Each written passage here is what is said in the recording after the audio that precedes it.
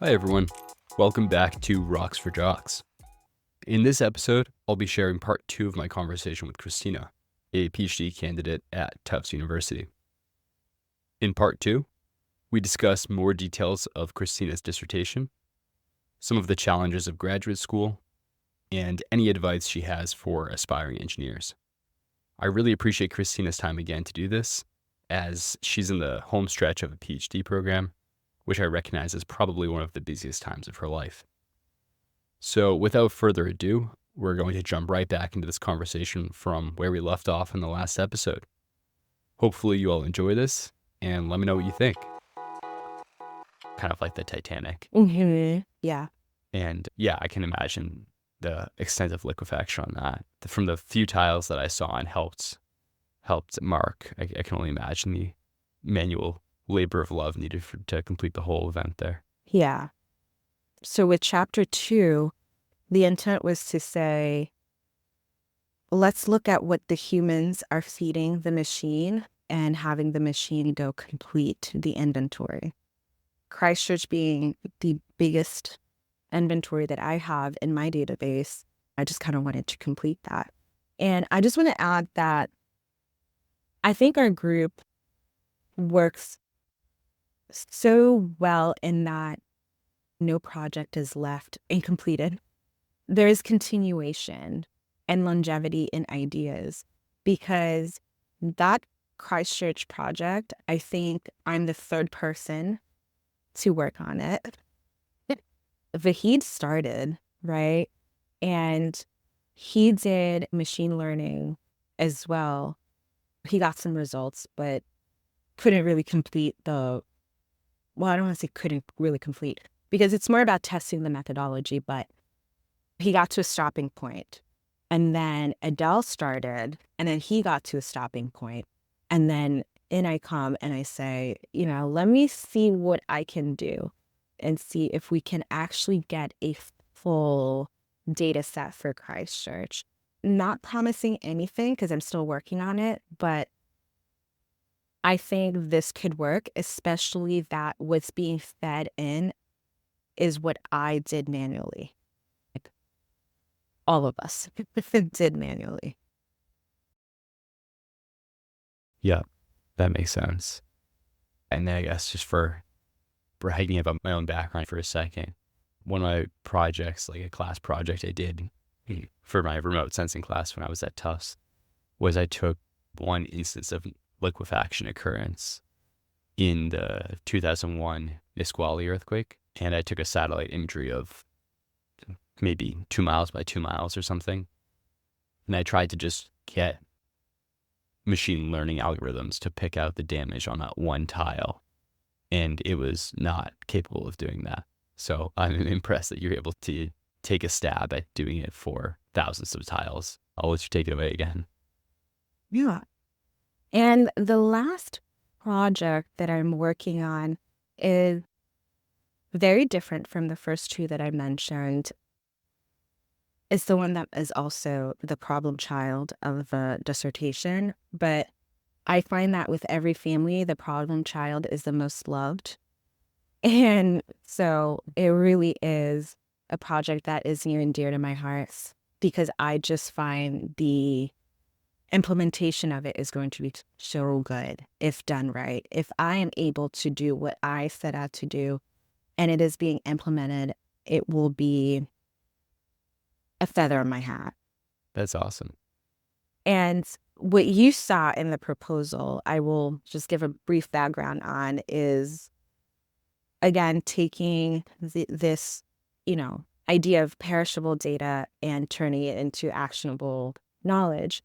The most recent event that I wanted to sort of cap out my PhD with was the Turkey-Syria earthquake.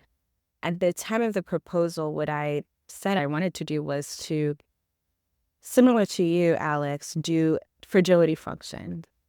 And more so on the structural side, but what was going to be the novelty of that work was going to add the liquefaction piece as we are generating these empirical fragility functions. And I mean empirical, if anybody out there understands or knows fragility functions, number one, please call me. But number two, there are different kinds of, I mean, I guess ultimately the idea is the same, but there are different ways of generating fragility functions for buildings. One of them is analytical, which is often called mechanics-based, and the other one is empirical. Empirical is when you collect data, and the data that you collect is how you generate the fragility function. On the other hand, there is also the mechanics-based or an analytical, and those are a little bit more complicated in that because you're looking at a structure, what the mechanics-based idea is that you model that building. So say, for instance, you're looking at developing a fragility function for, I don't know, say a 10-story reinforced concrete building that has X lateral system or whatever. Then you go into a structural analysis software and you actually model that building. And then you apply the loads and then you see what the nonlinear response of it is.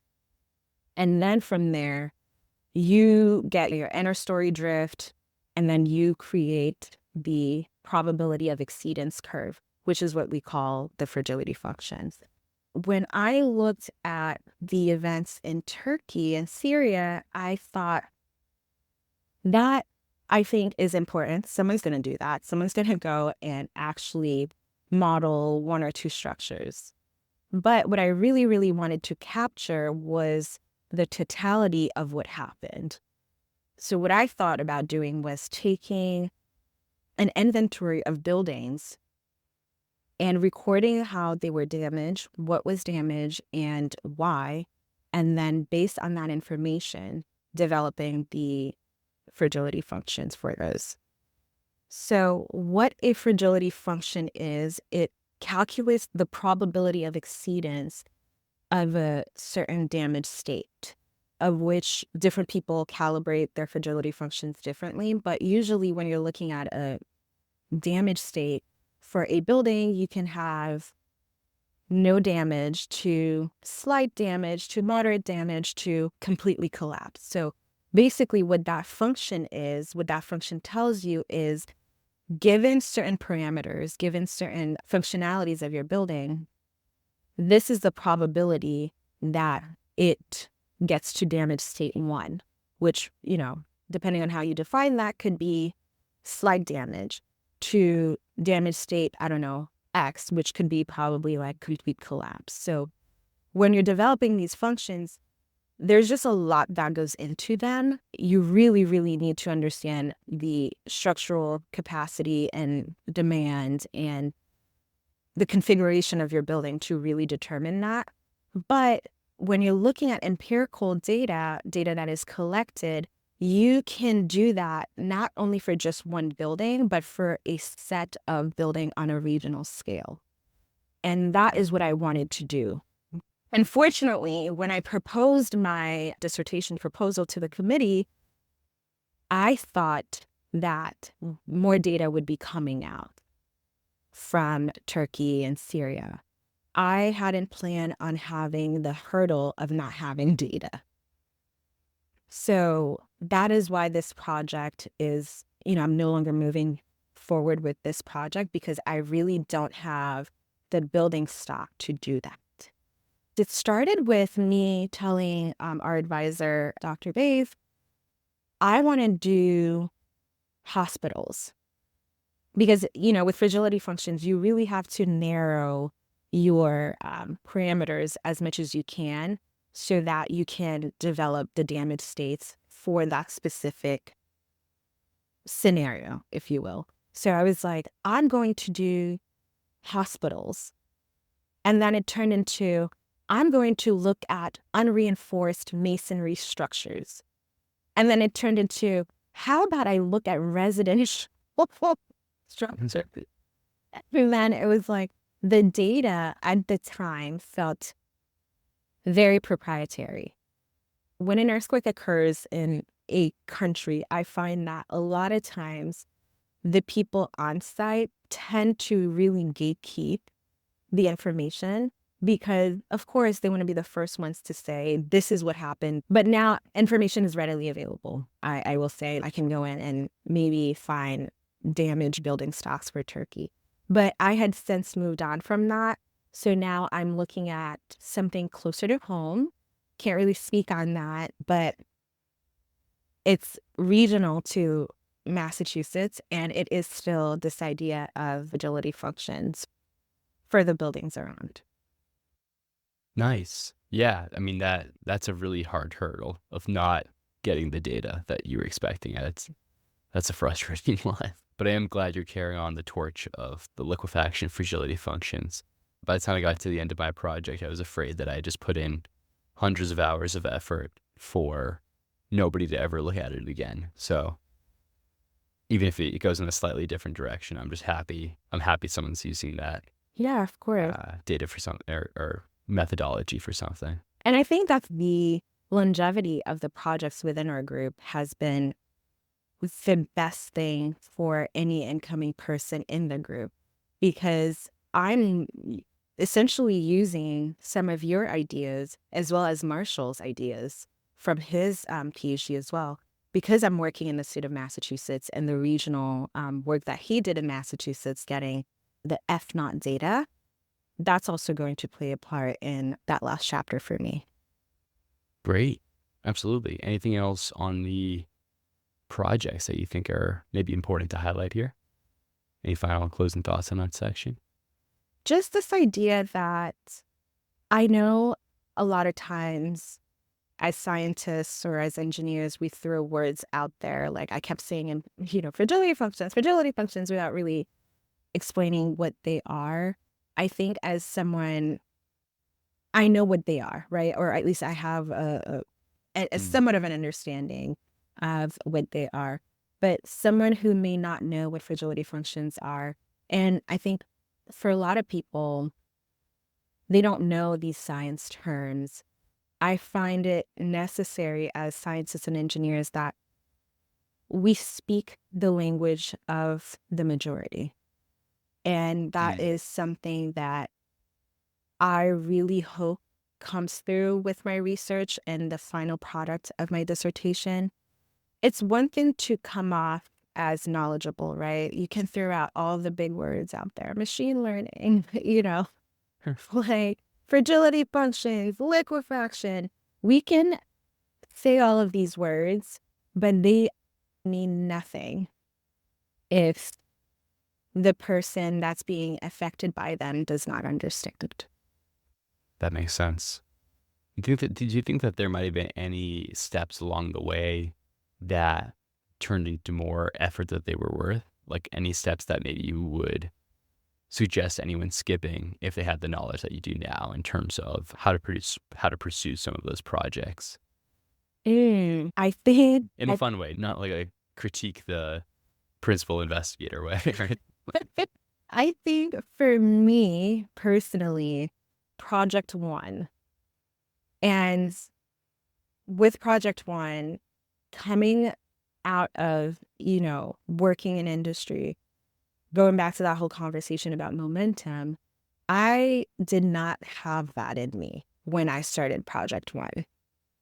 And I think that is one of the reasons why that project itself took a very long time. It took insanely long. And I'm still to this day looking at, the paper that is still sitting on someone's desk. And I really need to revise it. But with that project specifically, I will say that with research or getting an advanced degree, you really have to think about what you personally want to get out of the project, which took me quite a bit of time to find the balance between what I want, right, and what our advisor wants. And oftentimes, most often, they line up, I will say. Like, she understands me, she knows what I want, but there are also other times when the project is really what she wants, right? So when you start working on a project that not only maybe you have not as much momentum on, but let's be honest, before I started, I was working in concrete, right? And then I worked, and then I come back and it's like liquefaction world. So there was, for me, a sense of, do I really want to even do this? Do I care about liquefaction? What I want it to mean for me, for her, for the project, for, the outcome, the implementation, the results, the body of work. I just really had to take a step back and look more broadly and say, if I have to do this, then it needs to be done well. And it took Mm, me too long to get to that realization, to get to that point. that's great. I guess a fun question here. Yeah. Any alternative career paths you could have seen for yourself in a slightly different life? I feel like you ended up in a pretty good path here, but Oh my anything else fun? gosh. I've had people talk about like surf shops and things like that before, sports coach. So whatever, anything that pops to mind, I'll take. Oh, I would have been an art historian.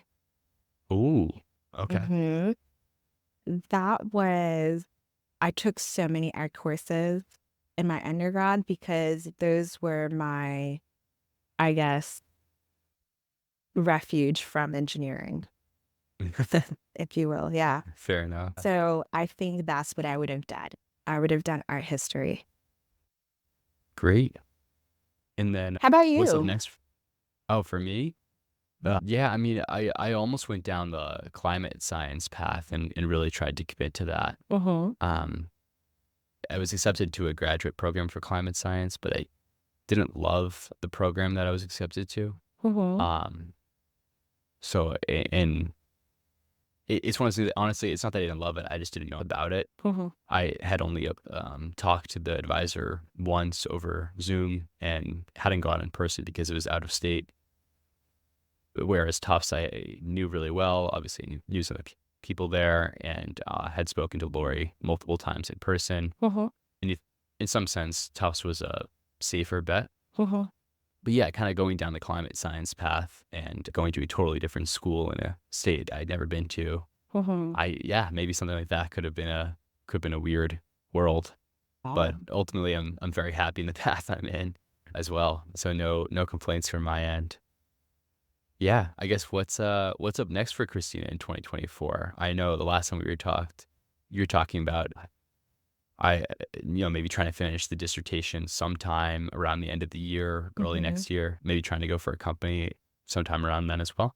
Yes. So I was reminded yesterday during a group meeting that I needed to be out by December. I mentioned to you the last time you and I spoke that, I'm looking at December, but, if worse comes to worse, can No, push let's it take your time. back, Get it done right.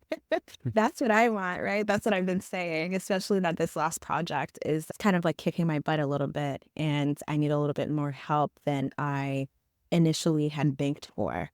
But then I was reminded during that meeting that, well, you said it wanted to be on by Yeah, December. And I was like, yeah, that is very, very true. December. fair. So, yes. So, in terms of career paths, I think that eventually I do want to go on the side of decision making. I'm not talking senator or anything like that, but I'm saying more on the, now that I know what I know and I know it maybe well, let me be on the side of making decisions. But that is way, way down the line. But if I do pop up on your voting ballot, please vote for me. Like I said, it's way, way down the line. In the immediate future, post December 2024, I want to continue on this sort of forensics work.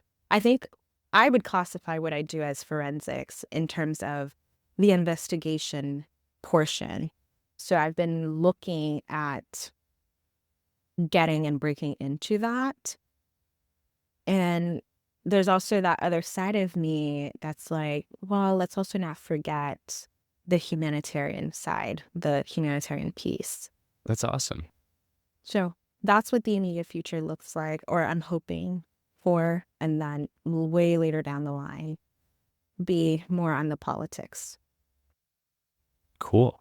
Well, that's actually not where I expected you to go, but that's incredible. Really? What did you think? I'm curious. I assumed you were going to stay in the, I'm also struggling with the right term, but I guess structural forensics Mhm. type of work for a while. But yeah, the public policy stuff, I think you'd be great at that. Thank you. If anything, your only flaw is that you're too nice. But Yeah. like that's, yeah, it'd be really good to have public figures that are nice as well. So again, you have my vote all the way Thank to the end. you. Thank you. Anything else you want to share with the people here before we log off? I would say that if anyone is listening and is considering grad school, I say go for it. But before you make that jump, really think about why you're doing it, because it is a long road and it is a road that does not pay as you are doing it. So be prepared for those moments where, if you have a family like mine where you can call and say, I really am struggling financially here.